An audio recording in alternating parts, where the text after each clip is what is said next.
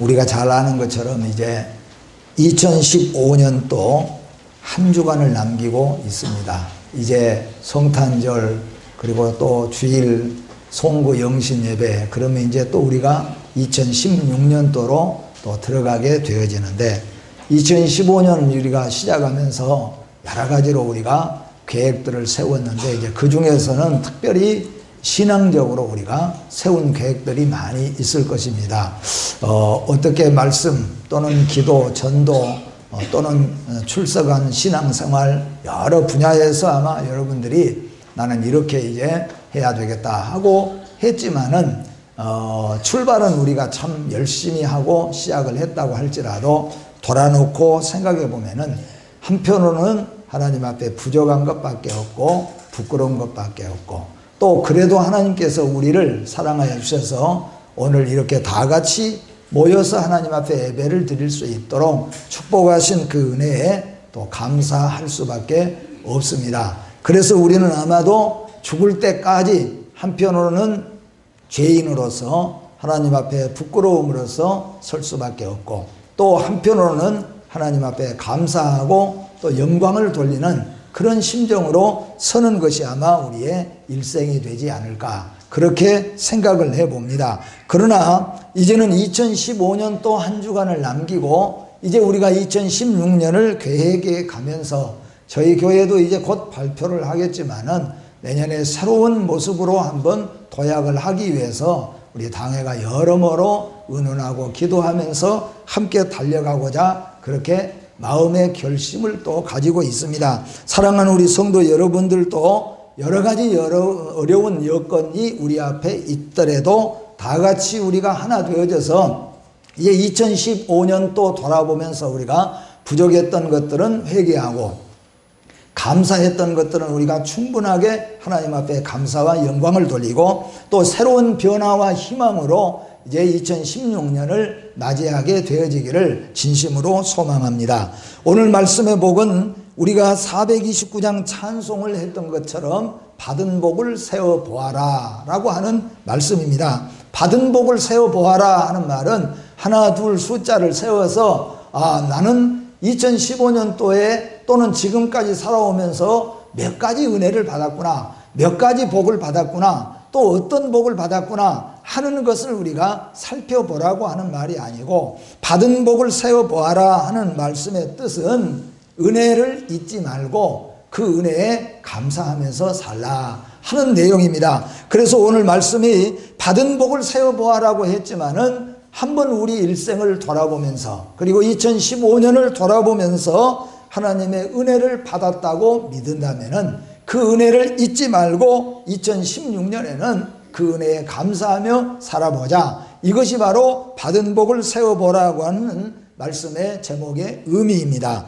이제 우리가 2015년을 보내면서 우리가 받은 하나님의 은혜의 복을 돌아보지 않을 수가 없습니다. 그래서 찬송가 429장에 보면은 세상 모든 풍파 너를 흔들어 약한 마음 낙심하게 될 때 내려주신 복을 세어보아라. 주의 크신 복을 네가 알리라. 받은 복을 세어보아라. 크신 복을 네가 알리라. 또는 받은 복을 세어보아라. 주의 크신 복을 네가 알리라 하고 찬송을 불렀습니다. 우리 성도들은 가끔 우리 주위를 돌아보며 오늘 우리가 누리는 축복들을 생각해 보는 것이 좋습니다. 가끔은 우리가 병원을 들락날락 하면서 우리가 생각해 볼 때가 많지요. 평소에는 잘 모르지만, 그렇게 안 했지만은 병원에, 특히 응급실이나 중환자실을 이렇게 들렸다 오면은 예수 믿는 우리는 자연적으로 마음속에 무슨 마음이 듭니까? 감사하는 마음이 들기도 하잖아요. 하나님 지켜주시고 보호해 주신 거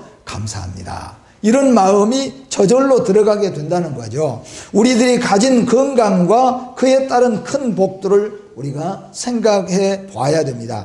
우리들에게 보고 듣고 말하고 느끼고 또는 맛보는 기능들이 있다는 사실을 우리도 생각을 해보면은 이런 것만 가지고도 우리는 감사할 수밖에 없다는 거죠. 보지 못하는 사람들 또는 기능이 약한 사람들이 얼마나 많이 있습니까? 듣지 못한 사람들도 많습니다. 또는 말하지 못한 사람들도 많이 있습니다. 우리 주위에는 그냥 잘 모르고 살지만은 병실에 가서 보면은 맥병동 그거 다 틀리잖아요. 신경외과 또는 뭐 정형외과, 뭐 정신과, 병동마다 다 다르지만은 그 병동, 큰 병원 병동에 가서 보면은 아니 이렇게 머리 아픈 사람이 많은가, 이렇게 다리가 없고 다리가 불편한 사람이 이렇게 많단 말이냐, 또 이렇게 많은 사람들이 정신과 병동에 입원 중에 있구나, 그런 것을 볼 때에 참 많은 사람들이 이런저런 이해할 수 없는 병 때문에 시달리고 있구나. 그런데 우리가 걸어서 왔으니, 걸어서 가니, 그리고 먹을 수 있고 말할 수 있으니 우리는 감사해야 되겠다. 일반적으로도 우리가 이렇게 하나님 앞에 돌아보면서 가진 것, 그나마 우리가 느낄 수 있는 기능들이 있다는 사실을 우리가 하나님 앞에 감사하면서 영광을 돌려야 될 줄로 믿습니다. 우리들은 정도의 차이는 있을지 몰라도 매일 양식을 먹고 살며 기타 여러 가지 것들을 우리들이 향유하고 있습니다. 물론 좋은 것, 좀 덜 좋은 것, 또 많은 것, 또 적은 것, 조금 차질은 있어요. 조금 이렇게 질이나 양의 차이는 좀 있지만 그래도 오늘날 우리가 얼마나 많은 것들을 향유하고 있습니까? 얼마나 많은 것들을 우리가 누리고 살고 있습니까? 그래서 우리가 세상 사람들은 불평하고 불만한다고 할지라도 우리 그리스도인들은 우리가 돌아보면서 감사할 수 있어야 되겠다 하는 것입니다. 여러분도 아마 다 들은 이 얘기지만은 우리나라 장년들 10명을 놓고 10명을 조사를 하니까 10명에 7명씩은 7명 정도는 나는 불행한 사람이다, 그렇게 생각을 하고 사는 사람이 많다는 거예요.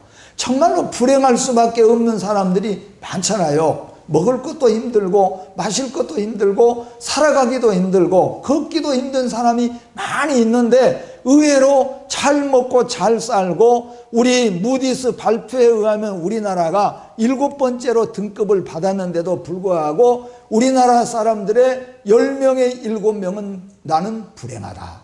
혹시 이 자리에서도 나는 불행하다, 그 이유가 무엇인가 돌아보세요. 불행하다고 하는 생각을 가진 사람들은 하나님께 감사하지 못하겠죠. 오늘 우리 그리스도인들은 하나님 앞에 감사해야 될 줄로 믿습니다.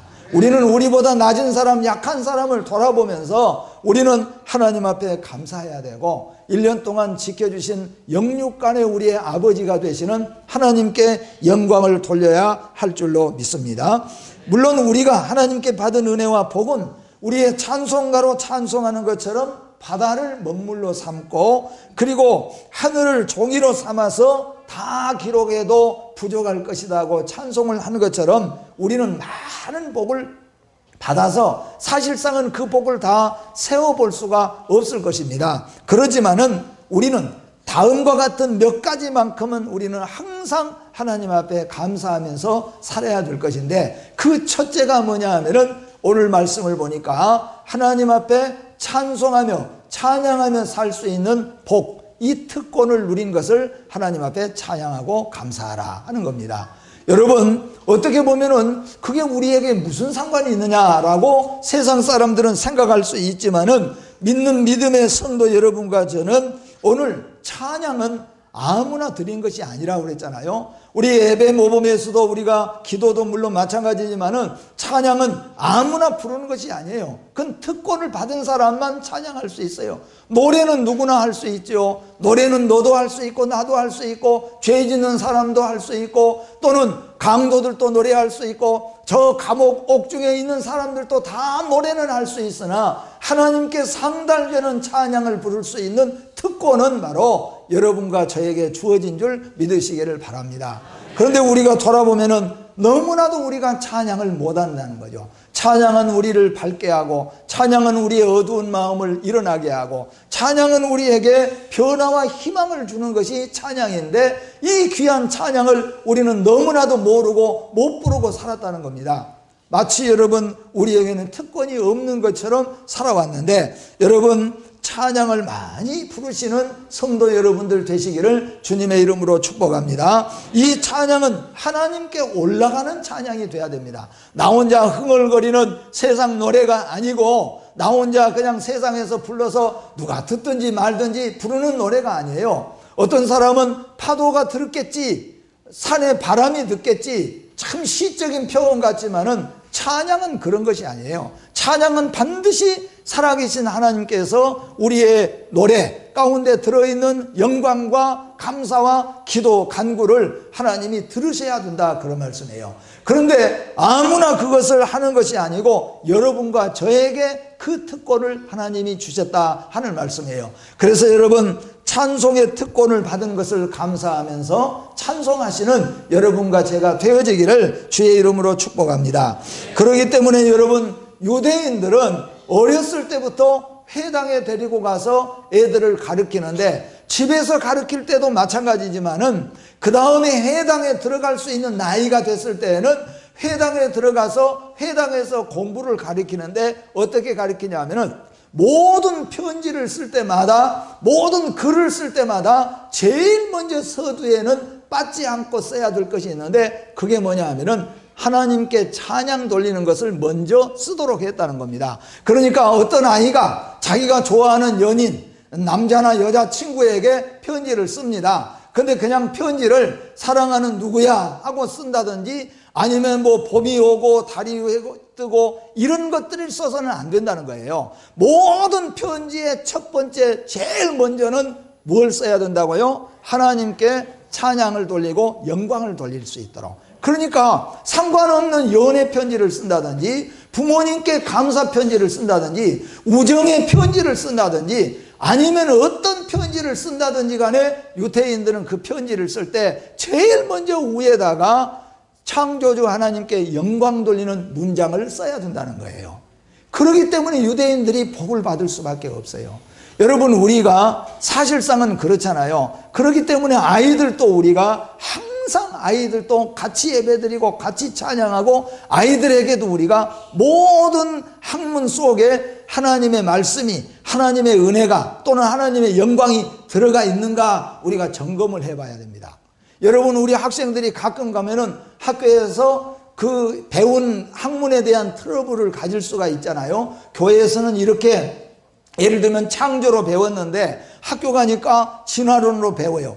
이게 여러분, 애들이 트러블이 없이 살아간다는 것은 그게 이상한 겁니다. 나는 정말로 학교에서 가르치는 진화론을 따를 것이냐, 교회에서 선생님이 가르치고 목사님이 가르쳐주는 창조를 나는 믿고 갈 것이냐. 아이들이 여러 가지 고민 갈등도 하지만은 계속적으로 부모가 함께 아이들의 그 학문 배워가고 과정 속에서 예배드리고 기도하고 찬송하고 말씀으로 서로 상담하는 가운데서 아이들이 결국에는 처음에는 진화론이 맞는 것도 같고, 진화론을 따라가야 내가 그래도 학점도 받을 수 있고 학교에서 공부도 할 수 있으니까 라고 생각하지만은, 결국 아이들이 창조를 믿고 창조해, 그리고 하나님의 말씀에 그들이 못을 딱 받고 말이에요. 빼놓을 수 없는 못을 받고, 그리고 그들이 시냇가에 남은 시절 그 나무처럼, 그리고 그들이 세상 학문으로 나아갈 수 있도록 우리 부모는 책임을 져야 돼요. 책임을. 그래서 우리가 유대인들은 어렸을 때부터 편지를 쓸 때 애들이 아주 문장이 좋아서 편지를 잘 써도 그 편지는 찢어버릴 수밖에 없지요.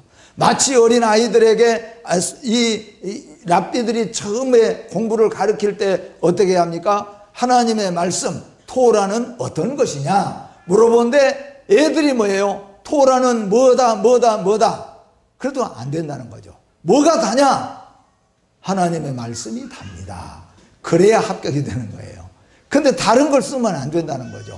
아이들이 처음에는 모르겠지만은 수없이 가르치고 또 배우고, 그래서 아이들 대답 속에서 하나님의 말씀이 가장 달고 오묘합니다. 그렇게 고백하도록 만든다는 거예요. 그러니까 여러분과 저의 모든 생활 속에서 아침에 일어나서부터 저녁에 이르기까지 우리 모든 생활 속에서 우리 마음 속에서는 하나님을 찬양하고 영광을 돌리는 이것이 빠뜨려져서는 절대 안 된다. 이런 특권을 여러분과 제가 받으신 걸 믿으시기를 바랍니다.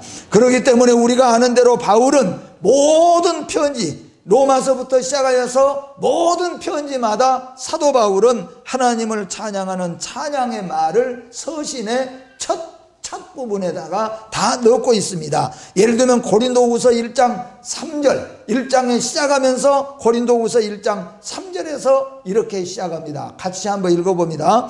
찬송하리로다. 그는 우리 주 예수 그리스도의 하나님이시요 자비의 아버지시요 모든 위로의 하나님이시며.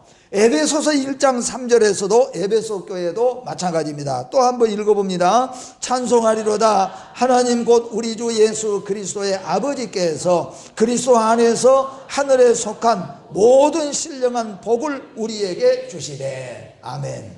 만약에 우리가 전혀 다른 이 얘기를 할지라도 우리의 아들들과 우리의 딸들과 아니면 우리의 가족들과 우리의 우정들과 하면서 하나님을 찬양하고 하나님을 영광 돌리는 일을 먼저 하고 시작한다고 한다면 얼마나 이게 기뻐하는 일이시겠어요. 그래서 이런 것은 아무나 할 수 없는데 하나님이 선택받은 여러분과 저에게 특권을 주셨기 때문에 여러분 2016년에는 이 특권을 누리고 이 의무를 다하여서 하나님을 찬양하는 여러분과 제가 되어지기를 주의 이름으로 축복합니다. 두 번째는 우리가 어떤 복을 세워보아야 되겠는가? 거듭나게 하는 복을 주신 것을 우리가 기억해야 된다 하는 겁니다. 거듭나게 하신 것이라는 거죠. 하나님의 은혜로 거듭난 것이라고 말씀합니다. 성경에서 그 많은 긍휼대로라고 말합니다. 그것은 하나님의 긍휼, 조그마한 베풀어준 긍휼이 아니라는 거죠. 조그마한 우리가 띄워준 은혜가 아니라는 겁니다. 아예 통째로 우리에게 하나님이 주어버리시는 넘치는 긍휼이에요. 그 많은 긍휼이라는 겁니다. 하나님은 우리에게 돌아보면은 하나님의 은혜를 몰랐을 때는 잘 몰라요. 그리고 예수를 믿어서 하나님의 은혜를 받았다고 할지라도 네가 받은 은혜 생각해 봐라. 그러면은 아무리 생각을 해서 세례 문답을 받거나 학습 문답을 받을 때 혹시 하나님 앞에 기도해 가지고 기도 응답 받은 것이 있습니까? 제가 그렇게 거의 꼭 물어보거든요. 그런데 그걸 우리가 대답할 때 보면은 한참을 생각해서 예, 있습니다. 어느 것입니까? 근데 한 가지, 두 가지 그래요. 예수 믿고. 그런데 여러분, 그래도 신앙생활을 오랫동안 하시는 적어도 중직자들이나 우리 교회 성도들은 하나님께 받은 은혜가 무엇입니까? 하나님이 우리에게 주신 은혜가 무엇입니까? 하고 물어본다고 한다면은 그 은혜는 말로 할 수 없이, 물론 말로 할 수 없이 많습니다 하고 끝나는 것은 아니지만 그것을 세려고 하면은 셀 수가 없는 은혜가 우리 속에 있어야 된다. 그런 말이에요. 이런 은혜가 우리에게 존재해야 그래야 그 인생이 풍성한 인생이 될 수가 있습니다. 그저 한두 가지 돌아보니까 근데 그것은 받지 못해서가 아니라 다시게 말하면은 깨닫지 못하기 때문이에요. 부모의 은혜는 여러분, 부모의 은혜는 많이 받았기 때문에 난 진짜 부모 은혜 많이 받은 사람이야. 그 사람이 많이 받았기 때문에 부모에게 감사한 거 아니에요. 집을 한 채씩 다 물려줬는데도 감사 안 해요. 왜 감사하냐면은 왜 형님은 2층 주고 왜 나는 단층 줬냐 말이에요. 그것도 또 문제가 된다는 거예요. 그러니까 받은 거에 대한 문제가 아니에요. 문제가 뭐냐면 깨달음이에요. 깨달음이요. 그냥 하나님의 은혜는 깨닫지 못하면은 뭘 받았는가 세어보자. 그래도 세어볼 것이 별거 없어요. 그냥.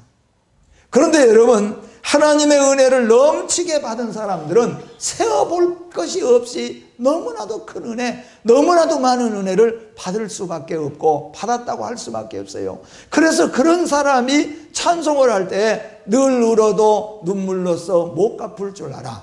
몸밖에 드릴 것 없어 이 몸 바칩니다.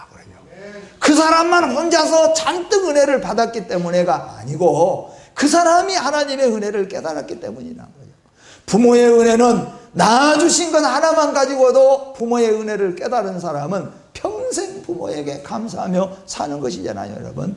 하나님의 은혜도 마찬가지입니다. 그 중에서 제일 큰 은혜는 그래도 누가 뭐라고 할지라도 거듭남의 은혜인 것을 믿으시기를 바랍니다. 거듭나는 것은 하나님이 우리에게 주시는 은혜입니다. 이 거듭나게 하신 것은 우리가 거듭나는 것이 아니고 하나님이 거듭나게 하셨습니다. 하나님의 긍휼로 그리고 예수 그리스도로 공로로 우리를 거듭나게 하신 거예요. 우리에게 전혀 없어요. 그렇기 때문에 우리는 이 거듭남 이 얘기만 하면은 그냥 말할 입이 있어도 말할 것이 없어요. 그래서 우리 찬송에도 만 입이 있어도 그 입 다 가지고 그렇게 우리가 찬송하잖아요. 그러니까 거듭남 그 말을 했을 때는 우리는 누구도 우리가 자랑할 것이 없어요. 하나님의 긍휼과 예수님의 공로이기 때문에요. 그냥 우리는 감사합니다. 그것밖에는 할 것이 없다는 겁니다. 아버지 되시는 하나님은 자기 자녀들에게 복을 주시는 하나님이십니다. 예수 그리스도로 공로로 삼아서 우리에게 오늘날 거듭나게 하셨습니다. 예수님은 어느 날 니고데모라고 하는 종교 지도자에게 거듭나야 할 필요성을 지적합니다. 요한복음 3장 3절 말씀에 예수께서 대답하여 이르시되 진실로 진실로 내게 이르노니 사람이 뭐하지 아니하면 거듭나지 아니하면은 어디를 볼 수 없습니까? 하나님 나라를 볼 수 없습니다. 거듭나지 아니하면은 하나님 나라에 들어갈 수도 없고 볼 수도 없다고 그랬어요. 그러니까 하나님 나라가 보여지지 않는 사람은 거듭나지 못한 사람이라는 거죠. 거듭남에 대해서 여러분 하나님을 믿습니까? 하나님 나라를 믿고 있습니까? 거듭난 증거라는 거예요. 거듭남에 대해서 얼마나 여러분 감사했습니까? 나를 거듭나게 하신 것, 나를 거듭나게 하신 것에 대해서 우리가 감사해요. 유대인들 다 거듭난 게 아닙니다. 유대인들이라고 랍비라고 할지라도 거듭나지 못해서 예수님이 니고데모에게 그 선생 중에 선생인 니고데모에게 거듭나야 네가 알 것이다. 거듭나지 아니하면은 바람이 어디서 부는지 보이지 않는 것처럼 볼 수도 없고 들어갈 수도 없다고 했어요. 그런데 여러분과 저에게 구원을 보게 하시고 천국을 믿게 하시고 예수님을 만나게 하시고 하나님을 믿게 하신 것은 거듭나게 하신 하나님의 은혜라는 거예요. 여기에 대해서 우리는 감사하며 살아야 된다, 그런 말씀입니다. 세 번째로는 산 소망의 복을 우리에게 주셨다고 말씀합니다. 산 소망의 복을 주셨다. 우리들이 거듭나면은 산 소망 속으로 들어가게 됩니다. 거듭나지 못한 사람은 절대로 산 소망 속에 들어가지 못하는데, 거듭나면은, 거듭났다 하는 말은 그 사람이 이제는 산 소망 속에 들어갔다, 그런 말씀이에요. 산 소망 속으로 들어갔다는 거죠. 그래서 이 세상의 소망은 두 가지 소망이라고 말할 수 있어요. 하나는 뭐냐면 이 세상 소망입니다. 이 세상 소망. 이 세상 소망은 성경에서 뭐예요? 썩어져 갈 소망, 사라져 갈 소망, 쇠하여져 갈 소망, 옮겨 다니는 소망입니다. 이 세상의 소망은 아무리 그 소망대로 이루어졌다고 할지라도, 그거였다고 할지라도 우리는 뭐예요? 사라져 가는 경우가 있습니다. 건강 소망하던 사람, 건강이 죽을 때까지 그 건강이 다 지켜지는 것이 아니라는 겁니다. 명예도 마찬가지고 장수도 마찬가지고 다 마찬가지입니다. 다 마찬가지예요. 요새 유행하는 노래 아주 패러디해서 정치판이고 어디든지 가서 다 보면 100세 인생 해갖고 뭐 전해라 전해라. 네. 그거 우리 예수 믿는 사람은 좀 잘 보고 불러야 돼요. 하나님이 부르시는데 못 간다고 전해라. 아직은 준비가 덜 됐다고 전해라. 아무리 백날 그래봤댔자요, 하나님이 부르면 가는 거예요. 그 노래 예수 믿는 사람 좋아할 필요 없어요, 여러분. 그러잖아요, 여러분. 하나님이 오라는데 못 가겠습니다. 그럴 것 없어요, 여러분. 그냥 우리들이 쓰는 말 가운데 하나인 것이지, 그래봤댔자요 100년 살아보세요. 오래 사는 100년 사는 사람은 좋지만 자식들이 좋아할 것 같아요? 남도 생각해 보세요. 적당하게 살다가 가야지. 그래도 오래 사십시오. 근데 예수 믿는 사람은 우리가 믿음 안에서 찬송도 해야 되고 잘 생각을 해봐야 돼요. 하나님이 오라 하시면은 우리 찬송해야 돼요. 하나님 날 부르시면 아멘 할렐루야 하고 가야 된다는 거예요.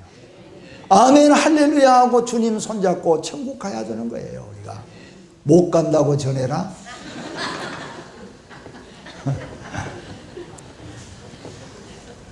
그래요. 100세 인생의 시대가 돌아왔다고 할지라도 100세 여러분 살아보세요. 아니면 120년 살아보세요. 만족이 되겠습니까? 죽을 때는 마찬가지예요. 죽을 때는 마찬가지. 먼저 죽은 것밖에 없어요. 사실상은 그냥 몇십 년 먼저 가는 것밖에 없지 969세 살던 무두셀라가 지금 뼈나 찾아볼 수 있어요? 흙이라도 찾아볼 수 있어요? 언제 간 데가 없는 거예요. 1000년을 살다 죽어도 마찬가지예요. 여러분, 세상 소망에 우리는 못 받고 사는 것이 아니고 항상 우리가 산 소망을 주신 하나님, 이 세상 소망이 지나가면은, 이 세상 소망이 다 끝나지면은, 고린도전서 5장에서 말한 것처럼 이 세상 장막이 무너지면은 하늘에서 내게 주신 새로운 삶이 우리에게 시작되는 거니까요.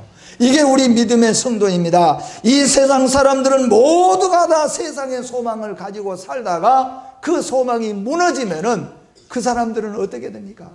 얼마나 억울하고 얼마나 허무합니까? 썩어질 것들이고 사라질 것들이고 다 이동되는 것들이라는 거예요. 그런데 여러분, 산 소망은 숨지는 그날까지 우리에게 소망이 넘치게 하는 거죠. 숨지는 그날까지 우리에게 감사하게 하시고 기뻐하게 하시는 거예요. 오늘 여러분과 저는 이 산 소망을 주신 하나님께 영광을 돌리시기를 주의 이름으로 축복합니다.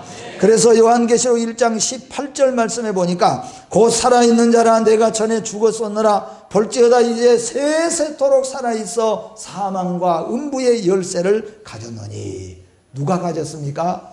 예수 그리스도가. 그래서 예수 그리스도를 믿는 자에게는 산 소망을 주셨습니다. 여러분과 저에게는 산 소망이 있는 걸 믿으시기를 바랍니다. 그래서 이 소망, 산 소망 주신 하나님께 감사해야 돼요. 예수 안 믿는 사람이 세상 떠나고 예수 안 믿는 사람이 세상 것 때문에 무너지는 그날 우리도 같이 무너질 것이 아니라 그래도 나는 세상 소망은 놓쳤지만 무슨 소망이 있습니까?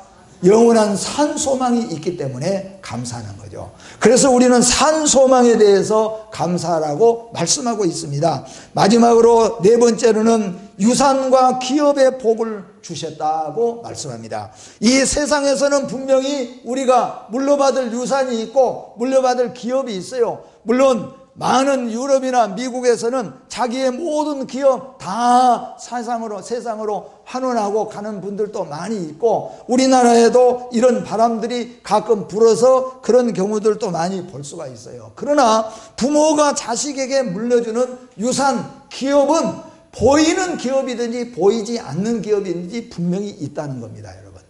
보이는 기업은 무엇이겠습니까? 보이는 기업은 우리가 아는 대로 머리가 아버지 닮아서 머리가 조금 좋은 사람도 있고 부모 닮아서 병 없이 태어난 사람들이 많고 어떤 사람은 부모가 가진 것 때문에 태어나서부터 병약해가지고 고생 많이 하는 사람도 있고 어떤 사람은 부모가 믿는 신앙을 그대로 물려받아서 신앙생활을 하는 사람도 있어요.